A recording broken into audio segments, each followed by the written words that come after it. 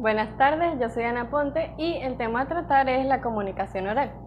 Como ya sabemos, la comunicación es un proceso en donde el emisor envía al receptor un mensaje esperando una respuesta o retroalimentación.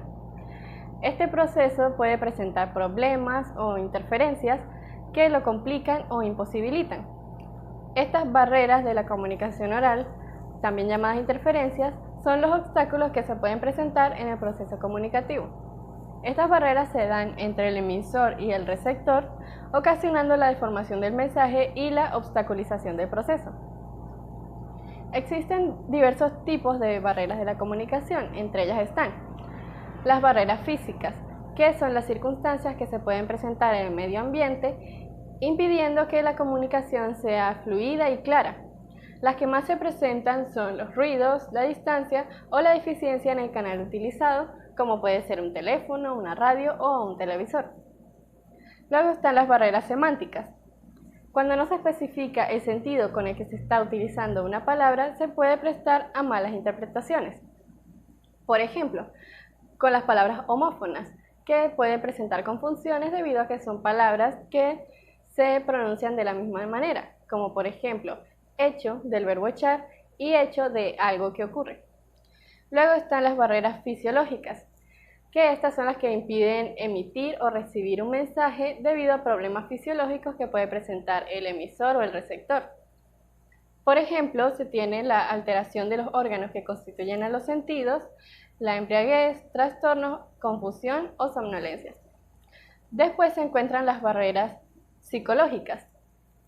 Estas tienen que ver con las condiciones que de alguna manera están relacionadas con el estado psicológico del emisor o el receptor, que pueden ser las emociones o la personalidad.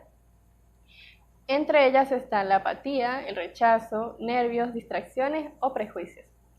Y la última de estas barreras son las barreras administrativas, que tienen que ver con el canal que se utiliza para llevar a cabo la comunicación. Por ejemplo, se puede ver la expresión deficiente, la pérdida en la transmisión, mala retención, escuchar mal o la sobrecarga de información. Seguidamente podemos ver las ventajas de la comunicación oral, que son muchas, pero entre ellas están que es un método de comunicación accesible, ya que cualquier persona se puede comunicar con alguien en cualquier momento. Es de fácil aprendizaje, ya que las personas aprenden primero a hablar que a escribir. Es por esto que las personas analfabetas pueden comunicarse cómodamente. Posee retroalimentación inmediata o feedback, que quiere decir que podemos recibir una respuesta a una pregunta o de un tema que se puede estar hablando. Cualquier persona puede hacerlo, exceptuando que tenga alguna discapacidad del habla. Es un método de comunicación personal, ya que podemos expresar fácilmente los sentimientos y emociones, y por último se considera de mayor impacto, ya que se puede socializar con un buen número de personas de manera rápida. Por otro lado, tenemos las desventajas de la comunicación oral. Entre ellas están que se pueden presentar dificultades cuando el emisor y el receptor quieren opinar al mismo tiempo. También hay personas con discapacidades auditivas y pues que hoy en día se ha vuelto un problema, ya que todo se maneja con tecnologías como los mensajes de texto o correos. También pueden haber distorsiones en el espacio en el que se encuentren el emisor y el receptor. Lo que se dice no puede cambiarse ni borrarse. Es por esto que hay que pensar bien lo que se va a decir antes de enviar la información al receptor. Y por último, generalmente la comunicación es un proceso de corta duración. Por último, podemos ver los problemas de la comunicación oral, que se pueden dar en los siguientes elementos. En el emisor.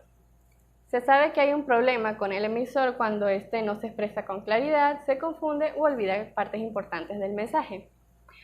De la misma manera, existen problemas en el emisor cuando se equivoca en el método que va a utilizar o el medio que va a utilizar para comunicarse, como puede ser el canal. Luego está el mensaje. Si el mensaje es incompleto o es ambiguo, pues va a presentar fallas, y si esto pasa, no se va a realizar una comunicación adecuada. Luego está el código. Al momento de elegir un código se debe tomar en cuenta que sea un código entendible y asimilable por el receptor según la situación en la que se encuentren. Por ejemplo, si una persona, un turista, quiere preguntarle a otra persona una dirección, pero ésta lo hace en español, el receptor debe hablar español para que la comunicación se dé de manera fluida. Si no habla español, pues el código sería el elemento que habría fallado.